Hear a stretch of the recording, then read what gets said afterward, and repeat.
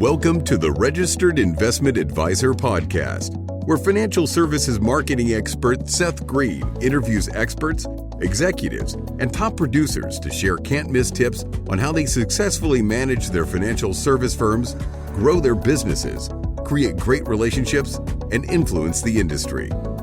And now, here's your host, Seth Green.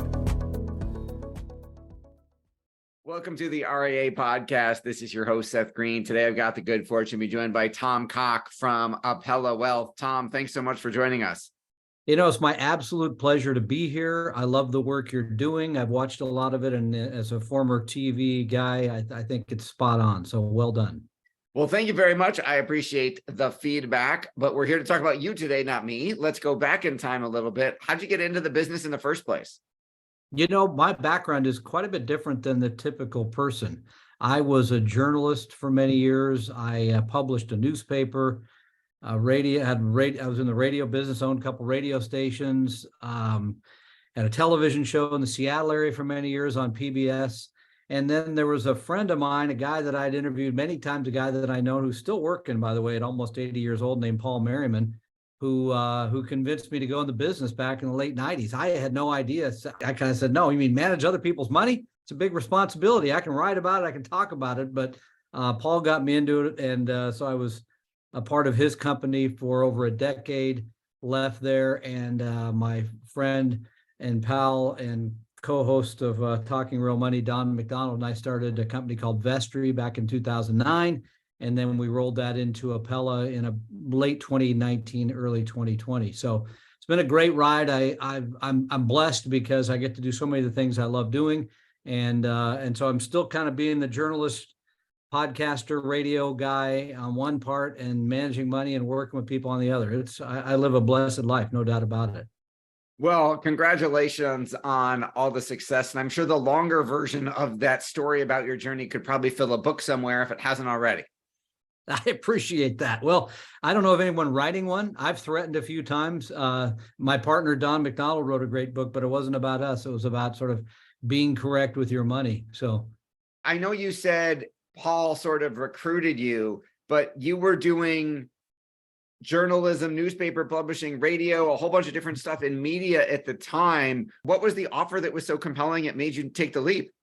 Wow, that is a great question. You know, I mean, the thing is, I had owned a radio station. I had programmed a radio station and owned one that was financial in nature. So I got to know some of the players, interviewed a lot of the people, John Bogle, Larry Swedroe, some of the names that people know, Gene Fama. So, I mean, I knew some of the players. I knew the way Paul was managing money was something I agreed with. I knew the field. Active management. I knew kind of how things worked. And so I knew what he was doing was the right way to do it, being a fee only 100% fiduciary RIA. I liked that. You know, frankly, the media business, as you know, is not an easy one as an owner or somebody in it. So the radio station, it was an okay business. Newspaper, it was okay. I think there was a promise of greater wealth, adventure, excitement, and frankly, as I say, the opportunity to work with a guy that I totally respected, still do, and still get to work with him. That was probably the deciding factor. But as I say, I've been lucky enough because, you know, our podcast, Talking Real Money, is consistently in the top 75 investing podcasts. We just looked at the numbers. First 6 months of the year, we had 1.1 million downloads. So, I mean, we've had great success with all that. And again, kind of goes back to what we believe about helping everybody, education. We talked to all kinds of people, Seth, one-on-one. That'll never be our clients. Let's talk to a 27-year-old guy in Ohio that's getting going. What about my 401k? Here going these 3 or 4 funds. I love that. I love talking to young people and helping them. So I guess the bottom line is I was lucky enough to still be able to do the things as kind of a journalist and educator, but at the same time manage money. I think it's just a great combination for me. 100%. And obviously your practice has evolved over the decades. Who's an ideal client for Apella now? You know, most of the work we do is transitioning people sort of from work to retirement, it seems. You know, there are people that have money that they've accumulated before retirement. Obviously, we manage some of that. But I'd say the primary, we're kind of one of those rollover RIAs, if you will, right? People that have saved something in a 401k or IRA. They don't really have a plan per se. We are planning centric. We want to make sure that the numbers are going to work for you and for your family for a long period of time. We are a very middle class kind of practice, though. We did just have somebody hire us who has double-digit $1 million, but that is very unusual for us. I think our average household is, like $850,000. So we're not on the high end. And frankly, the work that we can do there for those people is fairly critical because it might be touch and go, right? They don't have multi-millions of dollars that they can rely on. So it's very middle class. It's very planning centric. And it is really primarily people. I think our average client age, Seth, is somewhere around 60. So it really is truly people that are close to retirement or already in it. And what are the most common problems that you see that you're helping them solve? There's a couple of them. Most people that we talk to have saved something. There's an aspect of people don't call us if they have no money because there's nothing we can do to help them. A few, but not many. So they've saved something. And they're in their 50s and they've kind of thought about retirement, when should I do it? How much money am I going to need? That kind of thing. But they haven't really sat down and run the numbers. And I think, frankly, Seth, anybody over the age of 50 should have a plan. It could change because mine after 50 changed. I had a child at 50. So I'm blessed in many ways, and I have grandkids. So kind of got the modern family thing going. But you should at least sit down and run the numbers, know where the sources of income are going to be.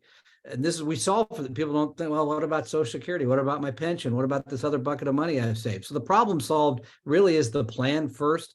The investments are also sometimes problematic. We just looked at somebody's portfolio today and their average expense ratio was like 70 basis points. Well, in today's world, frankly, as you know, you can get, exchange traded funds for 0.15 or less. And so you can put together a great portfolio for far less. So it's kind of the dual planning and asset allocation and expenses, because I see people paying still a lot in expenses. So we kind of solve those problems for most people. And that's led to a very successful practice for us. I think you have 2 podcasts. What inspired them? The podcast, my partner, Don McDonald, did a national radio show on a network called the Business Radio Network. This is how our association began, if you really want to write the book. But because I was programming a radio station in Seattle in the 1980s, and we were looking for something to put on it, we put the Business Radio Network on the air. Don McDonald was one of the hosts. I developed a relationship with Don. He turned out to be the star of the Business Radio Network, and I think did a 3 or 4 hour show every night that was live call-in, which I could never believe. But this is coast to coast, and he took all comers, all questions, and he's just one of those guys, honestly, Seth, if you said, tell me why the sky is blue, he could sit there and give you 3 hours on this. It wouldn't be me, but he is just great at that. So the inspiration truly for the podcast came from Don, but I think 12 years now, I've done a local live call-in show here in Seattle on one of the top stations. So we took that initially and turned that into a couple of podcasts. And then people kind of started saying, how about more? It turns out, I think podcasting, like baseball, is one of those things. If you're there every day, people will pay better attention to you. So now we take turn 2 podcasts out of the live radio show we do on Saturdays. And then we do 3 enterprising podcasts in addition to that a week. We take a couple topics. We have a lot of calls and questions, tons of them. And every once in a while we have a guest. We just interviewed Larry Swedrow, but it's pretty rare. So the inspiration truly is the fact that we love doing that. We love educating. We love to talk to people. And by the way, it's been a terrific place for us to develop the business. I just looked at the numbers for the end of the first half of the year. We had almost 400 prospects that came from Talking Real Money. They're not all going to be clients. We know that. There's a lot of people that have a one-off question or this or this or this, but there are clients there, and it's a long-term relationship. We build a very personal relationship, as you may know from being a podcaster yourself, with the people that listen. They feel like they know you. They feel like they're kind of part of things. I'm always fascinated when I talk to people and they say, how was your vacation? Or tell me about the last soccer game you were after. I'm like, how do you know? Oh, that's right. You listen to the podcast. So it's a very personal thing. So the inspiration truly is the enjoyment of talking to people, educating people, And yes, business development to a certain degree, because it is fun to grow something, right? And we've managed to do that in a pretty exciting fashion here for many, many years. Absolutely. You've helped your clients achieve so much success, and you've achieved obviously success as an entrepreneur yourself. What is your biggest challenge now?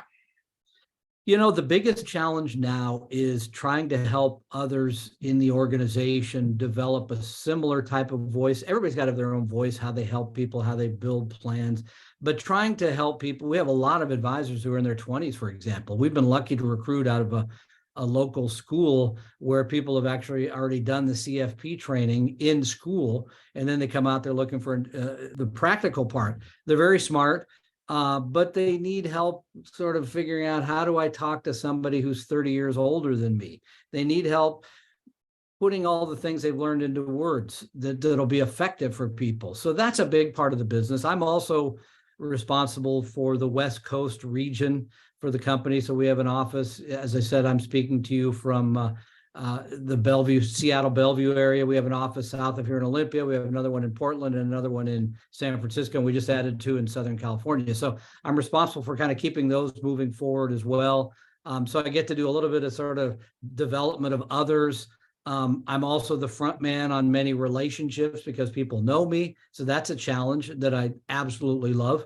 The other one, frankly, is keeping the podcast topical, interesting. We did one this week, I think, on student loan debt, which I'd never really thought much about. I learned a lot about it after about 2 hours of reading, and really shook me up to learn that we have $1.8 trillion in student loan debt that's got to be paid back, I guess. But so, no, I mean, those are the biggest challenges. I mean, the other challenge, as you know, is that basically in this business, everybody's a financial advisor, right? I mean, everyone gives advice or thinks they know something and believes they're helping people. So we're up against a lot of that, which is fine because that's part of being in business. I never expect that everybody's going to be my client, but that is competitive. I love I love competition. So that's a challenge on a day-to-day basis. And I think the other one, frankly, for this industry, we've been lucky because we found these young people, is finding other people that want to be in it.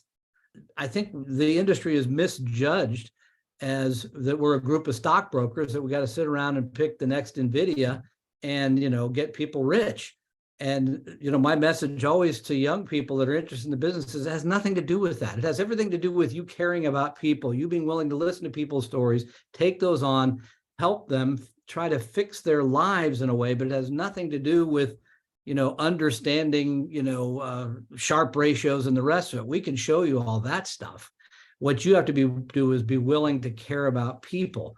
And so we've got some great young people that I think are excellent at both of those parts of it, but that's the challenge I see, not just for us, but for the industry, is you got to figure out how to recruit. You got to figure out how to clean up your image enough so that people say, yeah, I'd like to do that job. I don't want to be in a job where people are going to blame me when they lose money. And so there's an education, I think, for everyone in this business to recruit more folks into it. Absolutely. Your passion is obvious. What do you like best about what you're doing? Again, my favorite thing has been the fact, and I think my friend Paul Merriman once said it, that every day I get to eat cake. And that truly is the fact that I have another 3 people I'm talking to today that I've never talked to before, and learning their stories, learning about them, learning about their lives. And I find it enriching.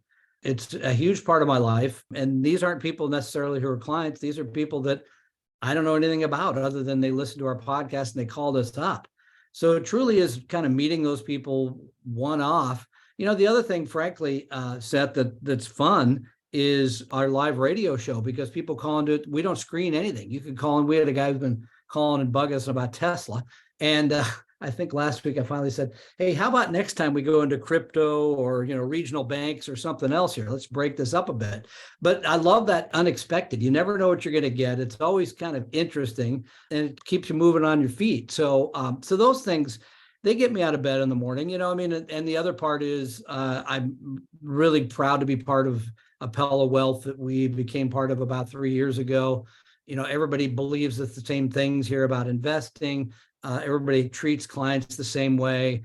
We have a great organization, so I'm really excited about where that's all headed. I think we We have about 3.5 billion now firm wide. We're adding a few firms a year. So that's kind of fun to be part of all those things too. But I'd say for me, the most exciting and interesting part is truly getting to meet people I don't know and getting to know them. I love it. Well, we know your time is incredibly valuable. We greatly appreciate you spending some of it with us. For our folks who are watching and listening, where's the best place for them to go to learn more about you and podcasts and all things Apella? Well, yeah, there's a couple of places. So you can always go to talkingrealmoney.com. That's our podcast, our radio show. Everything's there.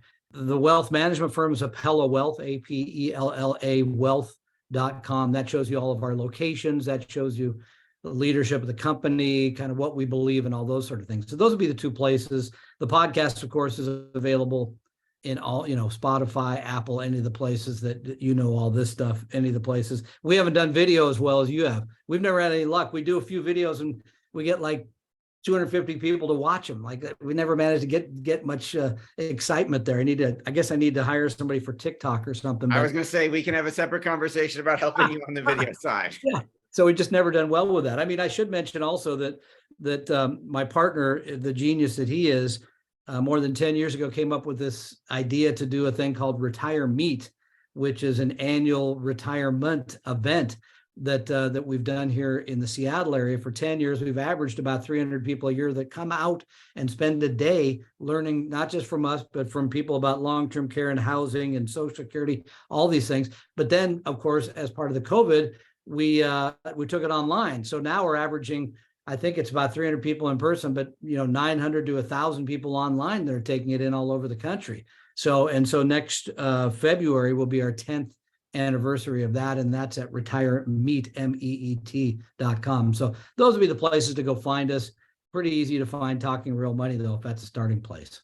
All right. Well, we greatly appreciate your time. This has been Seth Green for the RIA podcast with Tom Cook of Apella Wealth. Tom, thanks again for joining us.